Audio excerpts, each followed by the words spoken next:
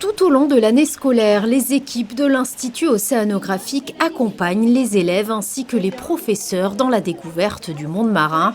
Une opération visant à éveiller la conscience écologique des jeunes générations autour d'un projet collectif, créatif et engagé. Alors, Océano pour tous, c'est un concours pédagogique lancé par le musée océanographique de Monaco et à destination des collèges de Monaco, de France et de la francophonie aussi. Et l'objectif, c'est de permettre à des collégiens de réaliser un projet en faveur de la protection de l'océan, du développement durable et de les accompagner justement dans la réalisation de ce projet.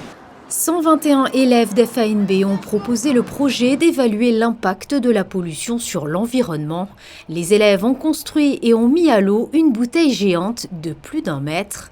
La dérive de ce déchet a été suivie à l'aide de capteurs GPS et par drone. Les élèves ont ensuite étudié les données enregistrées.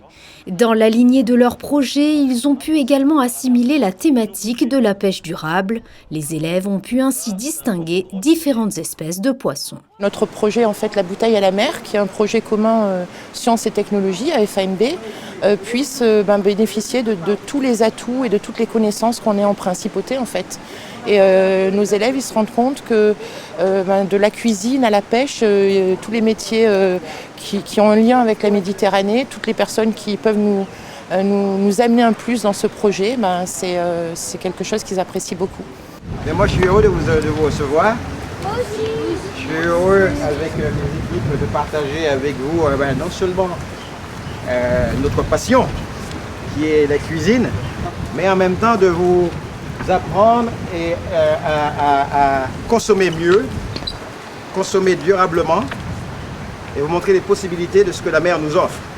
Pour la dernière étape, les enfants se sont rendus au Monte Carlo Bay à la rencontre du chef Marcel Ravin afin de cuisiner ce poisson et de le déguster. Vous êtes toujours d'accord pour goûter? Oui.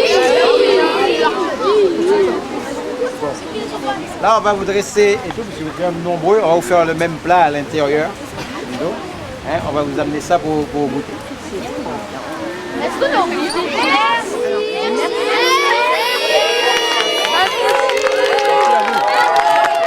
On a appris qu'il faut rien gaspiller et que tout peut être utile dans le produit. Oui. Comme quand on a fait la bouillie, il y avait la tête des animaux.